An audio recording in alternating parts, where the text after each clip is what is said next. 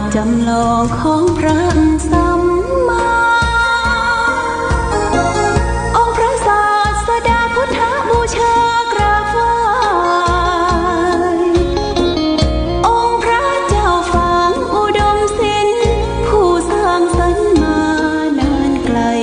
นามอุดมก้องไปสมในฉายา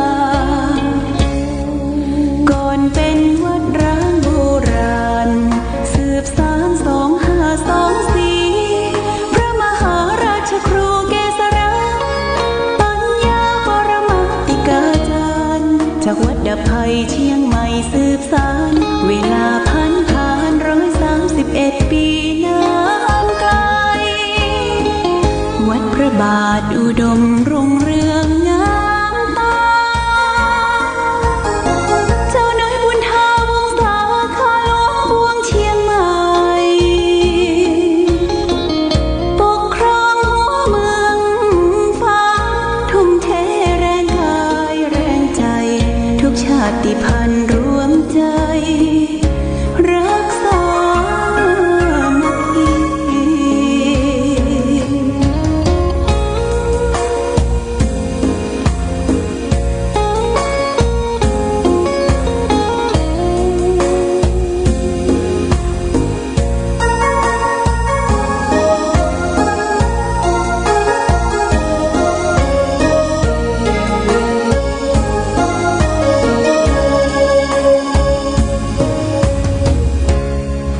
ก่อนเป็นวัดร้างโบราณ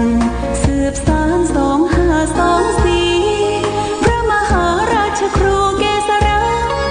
ปัญญาปรมาติกาจารย์จากวัดดับภัยเชียงใหม่สืบสานเวลาผ่าน131 ปีนานไกลวัดพระบาทอุดมรุ่งเรืองงามตาเจ้าน้อยบุญทาวงศาข้าหลวงบวงเชียงใหม่ปกครองหัวเมืองฟ้าทุ่มเทแรงกายแรงใจทุกชาติพันธุ์รวมใจรักษามัคคี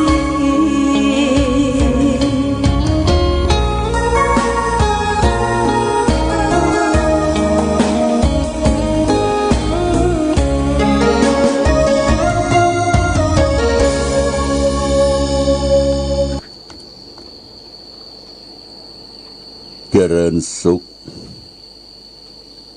ศรัทธาสาธุชนญาติโยมท่านพุทธบริษัททั้งหลายวันนี้รายการธรรมประทีปส่องต่างก็ได้มาพบปะกับพ่อแม่พี่น้องศรัทธาสาธุชนญาติโยมแห่งครั้งหนึ่งวันนี้เป็นวันจันทร์ที่24เดือนพฤษภาคมพุทธศักราช2564ซึ่งตรงกับเดือน9เหนือเดือน7ใต้ขึ้น13ค่ำวันนี้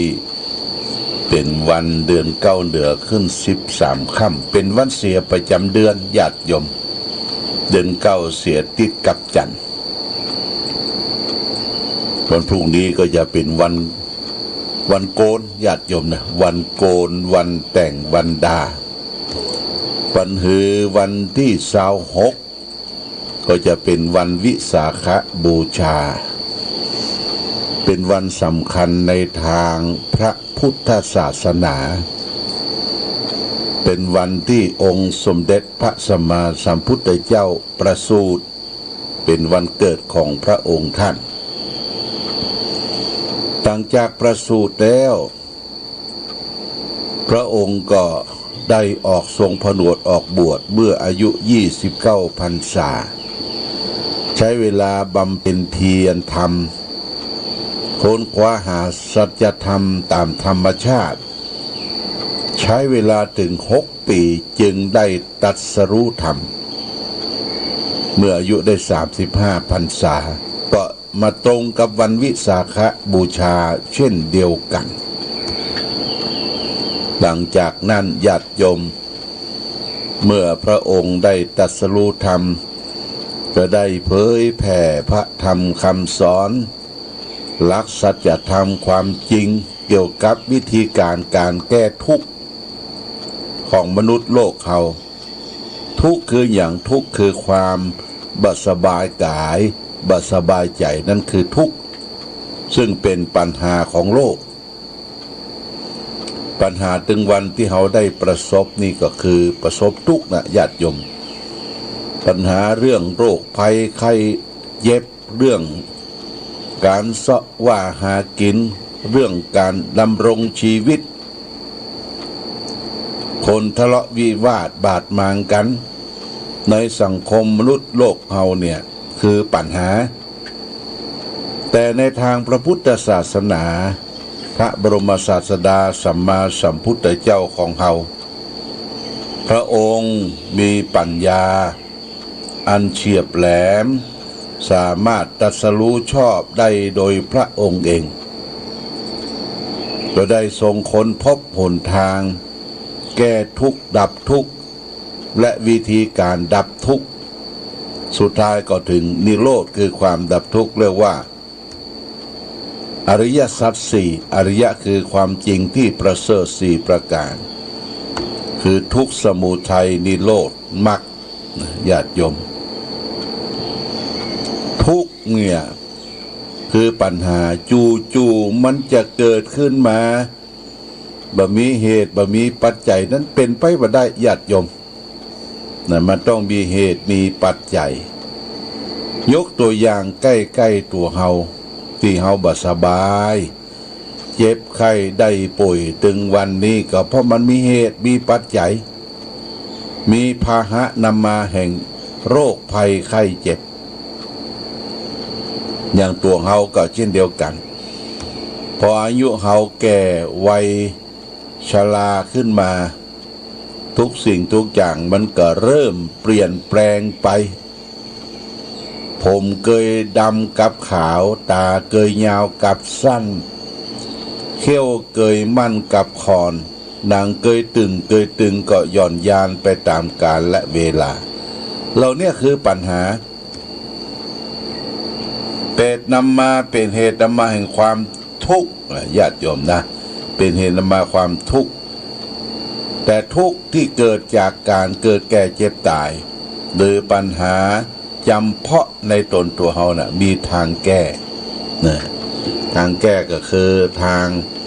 ได้รู้แจ้งเห็นจริงในกองทุกข์การที่จะรู้แจ้งเห็นจริงในกองทุกข์นั้นใจจะต้องฝึกนะญาติโยมเนี่ยใจต้องฝึกต้องฝนต้องอบรมใจเฮานี่มันเป็นนายกายเฮานี่มันเป็นบ่าวเป็นคนรับใจคนเฮาถ้าใจดีใจบริสุทธิ์ใจพุทธผ่องโอ้มันแผ่ซ่านไปถึงสารพังกายก็พุทธผ่องยิ้มแย้มแจ่มใสไปตัวถ้าใจบดีนะญาติโยมใจแตกใจพร่านใจฟุ้งซ่านต่างๆเนี่ยมันบ่งบอกถึงหน้าตาหน้ายุ่งตึเยอะเนี่ยหน้ายุ่งตึเยอะเดี๋ยวก็วอไปเดี๋ยวก็วอมาเดี๋ยวก็เจ็บนั่นเจ็บนี่โรคภัยไข้เจ็บนานาต่างๆเข้ามาปะทะประทังเพราะบ่ได้ฝึกอบรมที่ใจนี่สำคัญนักปราชญ์เขาก็บอกว่าจะปลูกพืชให้เตรียมดินจะทำกินให้เตรียมอาหารอย่าพัฒนาการให้เตรียมคนอย่าพัฒนาคนให้พัฒนาที่จิตใจแต่ถ้าเราจะพัฒนาผู้ใดต้องพัฒนาตัวเราก่อนเป็นประการสำคัญการพัฒนานั่นก็คือทำตนเองให้ดีขึ้นเฮาเนี่ยมีอยู่แล้วกายวาจาใจมันมีอยู่แล้วเขาจะพัฒนาตัวเก่าให้ดีขึ้นอย่างไรญาติโยมไม่ใช่ว่ามันสุดมันสมมัน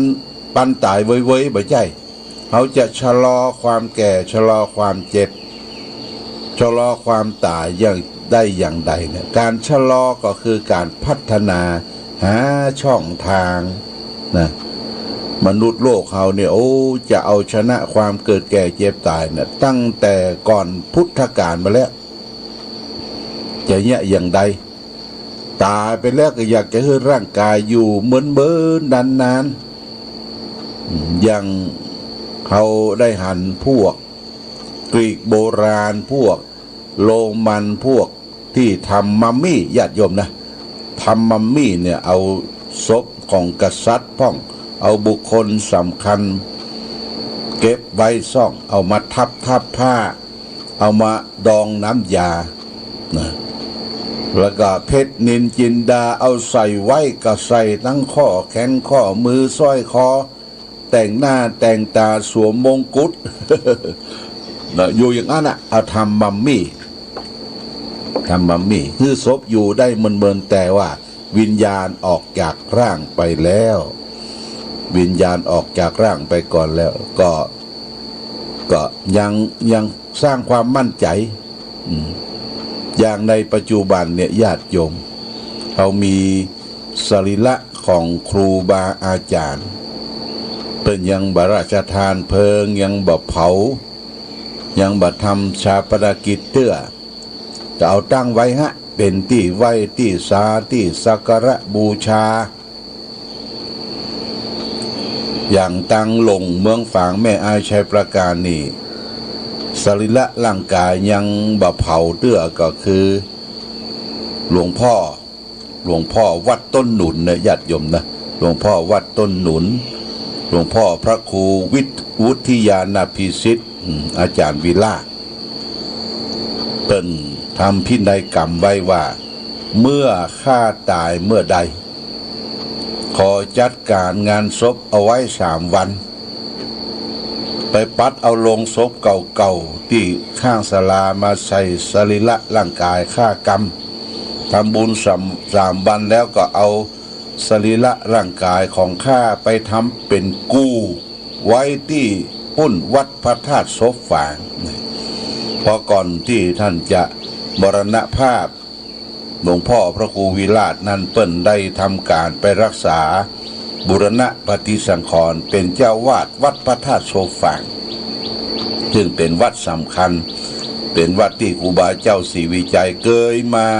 บูรณะปฏิสังขรณ์ที่เขตของอำเภอแม่อายศพฝางก็คือน้ำฝางไหลขึ้นทางเหนือไปประสบพบกับแม่น้ำกกศพนี่ก็คือน้ำ2 น้ำไปปะกันแม่น้ำกกไหลลงไปสู่ปุ้นเมืองจังไห้แม่น้ำฝางไหลจากอำเภอชัยประการไหลขึ้นเหนือไปประสบพบกันที่แม่น้ำกกพบกันที่หั่นจึงมีพระธาตุอันสำคัญโบราณกาลสร้างสมัยปุ้นสมัยพระเจ้าพรหมมหาราชมาและญาติโยมนะเนี่ยประสบพบปะสร้างปูชนียสถานอาจารย์วิราชพระครูวุฒิยานาภิสิทธิ์เพิ่งก็เขียนพินัยกรรมและทำเป็นรูปแบบเป็นกูไว้วันที่22 เดือนเมษายนเนี่ยลูกหลานญาติมิตรตลอดถึงสุขสิทธิ์ลูกค้าไปสะเก้าดำหัวกูครูบาวันนั้นอาตมาก็เดินทางไปเรียบร้อยนี่คือสรีระครูบาอาจารย์ที่สำคัญแถมรูปนึ่งนั้นก็คือท่านพระครูพรหมประดิษฐ์คือหลวงพ่อบุญเย็นฐานะธรรมโมอันนี้เพื่อเก็บสรีระร่างกายไว้ที่วัดพระเจ้าพรหมมหาราชหรือวัดปลาไม้แดงท่านอาจารย์พระครูสถิตธรรมภิรักษ์เจ้าคณะอำเภอชัยประการก็ได้สืบสานเจตนารมณ์ของหลวงพ่อได้กึศสร้างห้างแป้งต่อเต็มวันนั้นตมาภาพก็ได้ไปไหว้ไปสาสรีระแล้วก็ ได้รับทายทานก็คือสีทองคำเอาได้มาลาพรสีคือแก่อนุสาวรีย์ของครูบาธรรมทินที่อยู่ที่วัดนะเรียบร้อยก็เพิ่งกันได้นำพาเที่ยววัดภูมิทัศน์ได้จัดสถานที่ปลูกต้นไม้สถานที่ปลูกพืชพันธุ์ธัญญาหารแล้วก็สถานที่ทำก็คือเก็บอนุรักษ์รักษาเป็นพิพิธภัณฑ์ล้านนาพื้นบ้านเลยที่วัดพระเจ้าพรหมมหาราชหรือญาติโยมต้องไปไปเอี่ยวไปไหว้ไปสาสรีระร่างกายของหลวงพ่อบุญเย็นก็อยู่ที่หั่นและแห่งองค์หนึ่งที่สำคัญเป็นผู้นำทางจิตทางวิญญาณผู้นำทางปฏิบัติคือพระพรหมมงคลหลวงปู่ทองญาติโยมนะหลวงปู่ทองวัดพระธาตุสีจอมทองวันนั้นก็อาตมาก็ได้เดินทางไปในวันเสาร์ที่แล้วเนี่ยไปส่งตู้เจ้าเข้ากรรมฐานลวดได้นำส้มได้นำบะลินจีที่ตกค้างในปีนี้นะปีนี้บรรพนักบะลินจีเอาไปถวายเลี้ยงพระเลี้ยงเด่นไปเยี่ยมเยียนแม่ครัวไปเยี่ยมเยียนแม่ชีไปเยี่ยมเยียนครูบาอาจารย์ได้ไปกราบสรีระหลวงปู่เปิ้นตั้งไว้ในหันเด้อญาติโยมนะตั้งไว้ที่ศาลาหลวงนะศาลาพันธเรศศาลาหลวงญาติโยมอยู่ใกล้อยู่หิมตามจอมตองสันปะตองละปูนเพื่อไปนะไปไหว้สรีระหลวงปู่ละสังขารอายุ96ญาติโยมนะท่านละสังขารไปตามอายุไขเขาไปไหว้และระลึกถึงเอาคุณงามความดีของพระปฏิบัติดีปฏิบัติชอบหลวงปู่นั้นเป็นเจ้าสำนักปฏิบัติธรรมเป็นผู้นำทางจิตทางวิญญาณทางวิปัสสนากรรมฐานเราจะไปไหว้และให้หลวงปู่มาช่วยกำจูแคล้วคลาดจากพยันตรายบ่ใจไปไหว้และนึกถึงบารมีคุณงามความดีของครูบาอาจารย์ที่เปิดได้สร้างได้สมได้ทำประโยชน์ตนประโยชน์ท่านนะญาติโยมนี่ไปอย่างนั้นนะไปไหว้ไปศาลเนี่ยหรือไปไหว้ไปศาลสิ่งศักดิ์สิทธิ์วัดวาอารามต่างๆระลึกถึงคุณพระพุทธพระธรรมพระสงฆ์ก็คือระลึกถึงคุณงามความดีเอามาสู่ตนสู่ใจมาประพฤติปฏิบัติเนี่ยญาติโยมนี่คือการที่เราได้สำนึกระลึกถึงบุญบารมีเนี่ยเป็นสิ่งที่น้อมสู่ตนสู่ตัวเอาละญาติโยมวันนี้ธรรมะทางสุขใจธรรมะประทีปส่องต่างจะเอาเรื่องหนึ่งมาอู้จาให้ญาติโยมท่านสาธุชนทั้งหลายเป็นข้อคิดสะกิดเตือนใจเรื่องโรคหิวญาติโยมนะโรคหิวเพิ่นก็บอกว่าในยุคนี้เป็นยุคที่วิทยาศาสตร์เฟื่องฟูวิทยาศาสตร์ก็คือความเจริญก้าวหน้าทางวัตถุต่างๆอย่างที่เรามีมือถือมีโทรศัพท์มีอินเทอร์เน็ตมีอย่างต่างๆในประวัติของยุควิทยาศาสตร์เฟื่องฟูเจริญ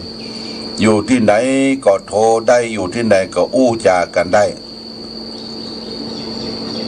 ยุควิทยาศาสตร์ที่เจริญเฟื่องฟูเนี่ยสิ่งอันเป็นอุปกรณ์บำรุงชีวิตมีมากมายเหลือเกินญาติโยมนอกจากเครื่องบริโภคที่มีความจำเป็นแล้วก็ยังมีเครื่องบริโภคประเภทต่างๆเช่นว่าเครื่องนุ่งห่มนาฬิกาปากการถพาหนะวิทยุตู้เย็นพัดลมอินเทอร์เน็ตเป็นต้นจนถึงเครื่องสำอางแบบแปลกๆใหม่ๆน่าซื้อเอามาใช้เป็นยิ่งนักบรรดาพ่อค้าแม่ค้าที่ฉลาดในการเอาใจลูกค้าก็เป็นอันดีแล้วโดยมีระบบการจำหน่ายผ่อนส่งญาติโยมนะผ่อนส่ง โฆษณาประชาสัมพันธ์ต่างโทรทัศน์ต่างมือถือบอกว่าเก็บสตางค์ปลายตังค์ญาติโยมนะเก็บสตางค์ปลายตังค์แล้วก็เกี่ยวกับยาสมุนไพรเกี่ยวกับอาหารเสริมเนี่ยโฆษณาแตะญาติโยมเขาก็ลงไหลข้างใครกับการโฆษณาอยากจะให้เขาอยู่ดีมีสุขก็สั่งโทรศัพท์สั่งแป๊บมันพูกมันฮือมาละญาติโยมเก็บสตางค์ปลายตังค์แต่ข้อสำคัญเนี่ยญาติโยมเนี่ยอันใดที่บ่ได้บ่ได้สั่งบ่ได้ซื้อเนี่ยนะเปิดเอามายัดเยียดฮือนี่จะไปเอาจะไปเซ็นรับข้าพเจ้าบ่ได้รับสั่งบางทีเป็นเงินเป็นพันเป็นหมื่นก็มีนะทำให้คนที่เขามีสตางค์เบี้ยน้อยหอยน้อยเนี่ยญาติโยมก็ทำให้หนักอกหนักใจเกี่ยวกับการใช้สอยในปัจจุบันมาคิดดูแหมทีหนึ่งก็ว่าถ้าภัยจะตามใจตัวเองแล้วโดยเอาเครื่องวัตถุอุปกรณ์ต่างๆมาใช้บำรุงชีวิตแล้วก็จะต้องตามใจมันเรื่อยไปบ่มีที่จะสิ้นสุดได้อย่างนี้แล้วก็ผ่อนส่งไปบ่สิ้นสุดก็อยากจะได้สิ่งนั้นสิ่งนี้ได้สิ่งนั้นสิ่งนี้แล้วก็ได้อยากสิ่งโน้นสิ่งนั้นต่อไปในที่สุดชีวิตทั้งหมดก็ตกเป็นทาสของการผ่อนส่งสำหรับคนที่มีรายได้เป็นประจำเดือนเป็นเหยื่อรับเงินเป็นเหยื่อเซ็นชื่อรับเงินน้ำมึกยังบัตันแห้งในญาติโยมนะรายได้เหล่านั้นก็ถูกแจกจ่ายไปจนหมดสิ้นเพราะพ่อกาแม่ค้าสัญญาต่อกันอุตส่าห์มารอรับอยู่ที่ประตูสำนักงานนั่นเองเมื่อความจริงปรากฏอย่างนี้ความพอบ่มีขึ้นในชีวิตลองได้จิตใจหิวโหยและตกที่นั่งแบบที่จะต้องหาเหยื่อมาป้อนความหิวในใจชนีแล้วความสุขจะเกิดขึ้นมีในชีวิตเฮาได้อย่างไรเพราะใจมันหิวอยู่ตลอดเวลาญาติโยมเนี่ยใจคิดใจหิวอยู่ตลอดเวลาเดี๋ยวหิวนั่นเดี๋ยวหิวนี่เดี๋ยวหิวน้ำหิวน้ำเดี๋ยวหิวบุหรี่ละเดี๋ยวนอนสูบบุหรี่ตาเลื่อมมับนะสปะโรคหิวเนี่ยนะหิวนั่นหิวนี่ความพอใจบ่มีเลยทำให้ภูเขาทั้งโลกเพราะว่าภูเขาทั้งโลกถ้ากลายเป็นทองคำไปทั้งหมดเนี่ยก็ยังบ่เพียงพอแก่การรักษาโรคหิวเหือดหายไปได้ความสันโดษเจ้าอันจะเป็นยารักษาโรคหิวให้เหือดหายไปได้ความสันโดษอันจะเป็นยาโรคแก้โรคหิวหายใจจิตใจมีความที่จะมีความอิ่มมีความสุขได้สิคิดฉาปรมาโรภาสิคิดฉาปรมาโรคาความหิวเป็นโรคอย่างหนึ่งนี่เป็นพุทธประสิทธิ์ขององค์สมเด็จพระสัมมาสัมพุทธเจ้าญาติโยมวันนี้ก่อนจากกันต้องขออนุโมทนากับญาติโยมที่ได้ร่วมโดยช่วยกันจะเป็นเจ้าภาพทำบุญส่งน้ำพระธาตุของวัดพระบาทอุดมทำเป็นการภายในปีนี้ญาติโยมก็เหมือนกับปีที่แล้วนะทำได้น้อยพระสงฆ์องค์เนนในวัดและเจ้าคณะตำบลใกล้เคียงกับประมาณ30 กว่ารูปนะในวัดเฮากับปาไปเก็บจะ30ละ39 รูป30 สั่งเนี่ยเขาตาลถึงพระถึงเนนใส่บาตรญาติปกตอนเจ้าวันที่3 เดือนมิถุนายนตรงกับเดือน9เหนือแรม8 ค่ำก่อนวันที่3วันที่2เดือนมิถุนายนนั้น7 ค่ำแรม7 ค่ำตั้งแต่8 โมงครึ่งไปถึง11 โมงเนี่ยเพื่อก็จะมีพิธีบวงสรวงถวายเครื่องเส้นเครื่องไหว้ดอกไม้ธูปเทียนลูกไม้หัวมันน้ำแก่ดวงวิญญาณพระเจ้าฝ่างพระนางสามผิวญาติโยมก็เตรียมตัวไปจะมาถวายเครื่องเส้นเครื่องไหว้จะมี ม่วงบาพางบาเป้ามาล่างอะไรอย่างต่างๆได้ทั้งนั้นญาติโยมแล้วก็เครื่องเส้นเครื่องไหว้เขาก็มาติดต่อพอจะรับเป็นเจ้าภาพใดก็มาร่วมกันก็ได้เชิญท่านนายอำเภอฝางมาเป็นต้นเป็นประธานพร้อมโดยเทศบาลตำบลเวียงฝางวันที่3 มิถุนายนเดือน9 เหนือแรม7 ค่ำรุ่งขึ้น8 ค่ำเอาทำบุญตักบาตรที่วัดพระสงฆ์สามเณรทั้งหมดก็จะได้เจริญพระพุทธมนต์ญาติโยมนะเจริญพุทธมนต์บทพระพุทธมนต์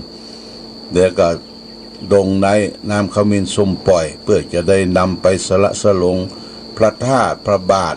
พระเจ้าระแข่งอนุสาวรีย์ครูบาเจ้าศรีวิจัยก็ต้องขออนุโมทนาใหม่กับเจ้าภาพมีดังต่อไปนี้ป้อสิงคำสุทธศินาบ้านเต่าดิน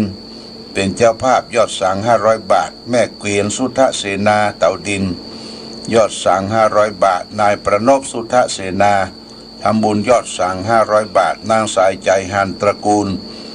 บ้านหนองตุ้มยอดสั่ง500 บาทนางวัฒนาพรกิติกุลหลังโลตัสฝางเจ้าภาพ